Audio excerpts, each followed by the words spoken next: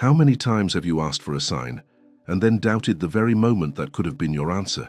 How many times have you felt that life was trying to speak to you, but your mind was too tired, too alert, or too wounded to hear it clearly? If you are here today, this may not be about chance at all. It may be about timing, emotional readiness, and a quiet part of you that is no longer willing to live disconnected from what your soul already senses. Many people do not fail because the universe is silent. They fail because they are trying to read guidance while trapped in survival mode, carrying old fear in the body and calling that tension intuition. And when that happens, even a real sign can feel confusing. In this video, we are not going to chase fantasy, force mystical certainty, or pretend that every coincidence is destiny. We are going to explore something deeper and more honest: how your internal state shapes what you are able to perceive, interpret, and trust. In the language of Joe Dispenza, when the mind wants a new future, but the body is still rehearsing the emotions of the past, perception stays locked in old patterns. And in a way that echoes Tom Campbell's view of consciousness, your attention becomes the filter that determines what reality reveals to you. So if a sign has appeared, the real question is not only what it means, but who you are being while you receive it, because your future self may not be sending you magic. It may be calling you into coherence, here, now, while there is still time to choose differently. The noise beneath the sign. For many people, the first rupture does not begin when life becomes difficult. It begins when the inner world becomes so crowded that every feeling starts sounding like guidance. A racing thought feels like urgency from the universe. An old fear feels like a warning. A longing born from loneliness starts looking like destiny. After enough disappointment, a person may stop trusting their own perception, not because they are incapable of receiving a sign, but because they are trying to interpret something subtle through a nervous system that has been carrying too much for too long. In that state, the question is no longer only whether the universe is speaking. The deeper question becomes whether the signal can still be heard beneath the emotional static. There is a kind of exhaustion that spiritual conversations rarely name, and it lives quietly inside people who still do everything they know to do. They reflect, pray, visualize, journal, and return to the same private questions at night, yet still feel as if they are standing one step outside the life they were meant to enter. This is not a failure of devotion. It is often a collapse of inner coherence. When someone remains emotionally overloaded for too long, attention narrows, interpretation becomes defensive, and the mind starts scanning reality for certainty instead of meaning. The body, still organized around old stress, becomes faster than the soul. It reacts before the heart can listen. What many call a lack of signs is sometimes a deeper form of interference. The guidance is present, but it arrives to a system trained to expect danger, delay, or disappointment. This is why intensity becomes so seductive. A dramatic emotion can feel more believable than a steady one. A sudden rush can feel more spiritual than a quiet sense of knowing. Yet genuine alignment often arrives without spectacle. It can enter the way fresh air enters a closed room, changing the atmosphere before anyone can explain what changed. Joe Dispenza offers a useful bridge here, because he often describes how the body memorizes emotions from the past and then projects them into perception, as if the future must repeat what the nervous system already knows. In that condition, a person may ask for a sign while unconsciously filtering out anything that does not match old pain. The mind says it wants a new reality, but the body keeps reading from an older script. And when that happens, even a real invitation can feel strangely invisible.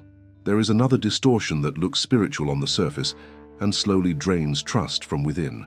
It is the habit of over-interpreting everything out of fear of missing the right message. A number, a delay, a phrase, a song, a coincidence, a stranger's expression, all of it becomes evidence in a private courtroom where the mind is trying to force a verdict. This is not discernment. It is hypervigilance wearing spiritual language. Real discernment has space in it. It can breathe. It allows uncertainty without panic. It does not need every moment to become a prophecy. Tom Campbell's perspective on consciousness helps illuminate this because attention itself acts like a filter, and a fearful filter does not simply observe reality, it reshapes what feels meaningful inside it. When fear becomes the interpreter, even neutral moments begin to feel charged, and the soul grows tired from carrying meanings that were never truly there. What changes first, then, is not the universe, but the condition of the one who is listening.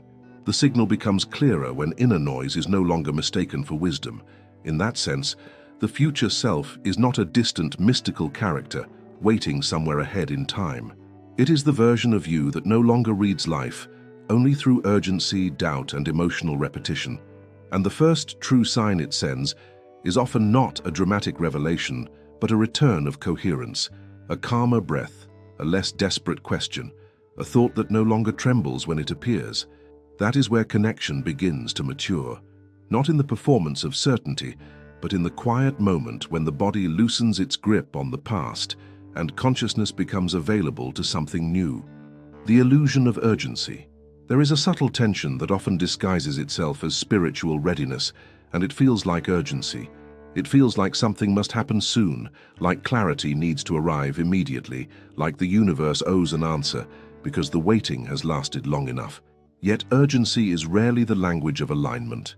More often, it is the echo of anxiety translated into spiritual expectation. When the inner world is driven by pressure, even patience can feel like rejection, and silence can feel like abandonment. In that emotional climate, every delay begins to look personal, and every pause begins to feel like a test of worth. The mind, conditioned by speed and constant stimulation, struggles to tolerate gradual unfolding. It searches for confirmation, the way a restless hand searches for a phone, hoping for a notification that proves something meaningful is happening. But meaningful transformation rarely announces itself with noise. It reorganizes perception quietly, beneath the visible surface of events. When urgency dominates the internal state, attention becomes impatient. It scans for dramatic shifts, visible signs, immediate breakthroughs. And when those do not appear, discouragement sets in. The person may begin to believe that the connection is weak, that something is wrong, or that they are being overlooked by the very forces they trust. There is also a deeper distortion within urgency, the belief that timing is something to conquer. When someone feels spiritually behind, they may unconsciously attempt to control the pace of growth, interpreting any stillness as stagnation. Yet growth does not obey force. It obeys coherence.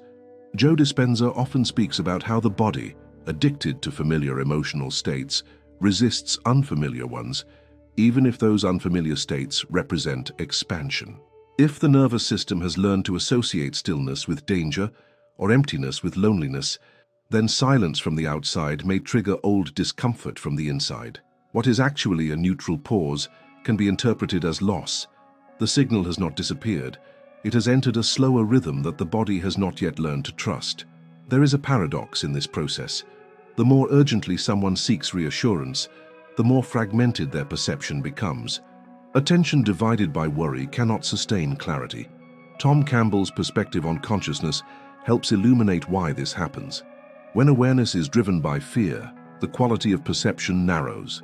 Fear-based attention filters reality through threat detection, even when no threat exists. In that state, subtle guidance is either exaggerated into something dramatic or dismissed entirely because it does not match the expected intensity. The universe may respond in proportion to coherence, but urgency distorts coherence into strain. Another layer complicates this dynamic. Urgency often masks grief. Beneath the rush for answers lies a quieter ache, the ache of wanting life to finally make sense, of wanting pain to resolve into purpose, of wanting the long stretch of uncertainty to transform into visible meaning. When this grief is not acknowledged, it transforms into impatience. The person is not simply asking for a sign. They are asking for relief. And relief, when demanded from the outside, rarely feels satisfying for long. It must first stabilize within the nervous system before it can be recognized externally. Connection with the universe is less about acceleration and more about recalibration. When urgency softens, perception becomes less defensive and more observant. The same moment that once felt empty can begin to feel spacious. The same silence that once felt threatening can begin to feel protective. In that shift, the sign no longer needs to be loud to be valid. It does not need to interrupt reality to prove itself.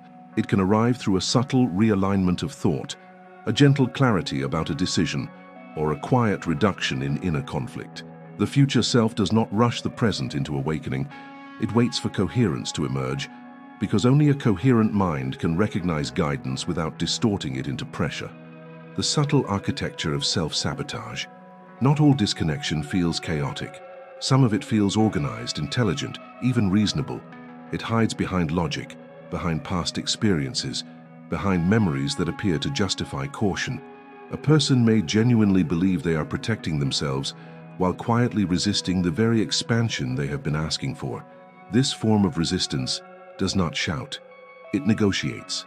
It suggests waiting a little longer, gathering more certainty, analyzing one more variable before stepping into alignment. And while this seems responsible on the surface, something deeper begins to tighten. The sense that life is circling the same emotional territory without crossing into something new. Self-sabotage in the context of spiritual connection rarely looks dramatic. It often appears as subtle doubt layered beneath hopeful language. Someone may speak of trust while internally rehearsing every possible failure. They may visualize a future while emotionally preparing for disappointment. The mind imagines growth, yet the body braces for loss. Joe Dispenza's framework once again offers a bridge here, because when the body has memorized emotional states such as rejection, scarcity, or instability, it begins to anticipate them automatically. The nervous system becomes loyal to familiarity, even when familiarity is painful. In that loyalty, perception bends toward what confirms the past. A new possibility can emerge, but it feels unsafe, almost foreign. The person may interpret that discomfort as a warning sign, when in reality, it is the friction of growth colliding with habit. There is also a quieter dimension to this pattern, one rooted in identity. Over time, people form internal narratives about who they are in relation to opportunity, love, success, and purpose. These narratives feel personal, almost sacred, because they have been reinforced through repeated experience. If someone has long seen themselves as the one who struggles, who waits, who almost reaches but never quite arrives, then a genuine opening can feel destabilizing. It challenges not only circumstance, but self-concept. Tom Campbell's view of consciousness as an evolving system sheds light on this dynamic. When awareness expands, identity must adjust. But identity resists rapid change because it seeks continuity. The universe may present a doorway, yet the individual hesitates, not because the doorway is false, but because crossing it would require releasing an old version of self that once felt protective. Another layer unfolds through comparison. In a culture saturated with visible success and curated spirituality, it becomes easy to measure one's journey against others. When someone sees signs appearing quickly in another person's life, impatience can turn into silent resentment. That resentment subtly alters perception. Instead of seeing personal guidance clearly, attention becomes entangled in external narratives. The connection shifts from inward listening to outward evaluation. What was once an intimate dialogue between consciousness and experience becomes a performance measured against someone else's timeline. In that distortion, even authentic signs begin to feel insufficient because they do not resemble the dramatic stories seen elsewhere. The architecture of self-sabotage is built from these small distortions. Fear disguised as wisdom, habit disguised as intuition, comparison disguised as inspiration. None of them are malicious. They are attempts to preserve emotional safety, yet they gradually narrow the field of perception. The future self, in this sense, does not condemn these patterns. It observes them with clarity. It recognizes that growth requires tension and that discomfort does not automatically signal danger. A real sign often carries a different emotional signature. It may include uncertainty, but it does not generate inner collapse. It may stretch identity, but it does not fracture integrity. The distinction is subtle, and it cannot be forced through analysis alone. It emerges when awareness becomes honest enough to see where protection has quietly replaced possibility. As this honesty deepens, something shifts. The need to control every outcome softens. The narrative of limitation begins to loosen its grip. What once felt like sabotage reveals itself as unprocessed memory seeking acknowledgement, and in that recognition, connection becomes less about chasing validation and more about restoring coherence between intention, emotion, and perception. The sign was never absent. It was waiting for the inner architecture to make space for it. The quiet return to coherence. After the noise has been recognized and the subtle patterns of resistance have been seen with honesty, something quieter begins to take shape. It does not arrive as a dramatic breakthrough or an emotional surge. It feels more like a gentle recalibration, as if the internal compass, once spinning between urgency and doubt, begins to steady itself. This steadiness is not indifference. It is clarity without pressure. It is the kind of awareness that no longer needs to force meaning out of every event, because it has rediscovered its own center. Coherence is often misunderstood as constant positivity or unwavering certainty. In reality, it is far more grounded and far more human. It is the alignment between thought and emotion, between intention and behavior. When someone says they desire connection with the universe but lives in chronic self-criticism, there is friction. When someone speaks of abundance yet carries an unexamined belief of unworthiness, there is dissonance. That dissonance does not block connection out of punishment. It clouds perception through inconsistency. Joe Dispenza describes how the heart and brain, when synchronized, create measurable shifts in physiological patterns. Metaphorically, this synchronization reflects a deeper truth. When internal systems move in harmony, perception becomes less distorted by past conditioning. A sign, then, is not something added from the outside. It becomes something recognized from within. There is a subtle shift that marks this return to coherence. The mind no longer searches obsessively for confirmation. It becomes observant instead of reactive. Situations are evaluated with greater spaciousness. Emotional waves still arise, but they do not dictate interpretation as quickly as before. The nervous system begins to experience moments of regulation that once felt unreachable. Silence no longer carries the same threat. It begins to feel restorative. In that state, guidance can be sensed not as a loud instruction, but as a gentle inclination, a quiet clarity about what feels aligned and what feels contracted. Tom Campbell's view of consciousness as an evolving informational system offers an additional lens here. When fear decreases, the quality of awareness increases. Awareness becomes less defensive and more exploratory. Instead of demanding guarantees, it becomes curious. Curiosity carries a different frequency than anxiety. It allows uncertainty without immediate judgment. Within curiosity, signs do not need to be exaggerated.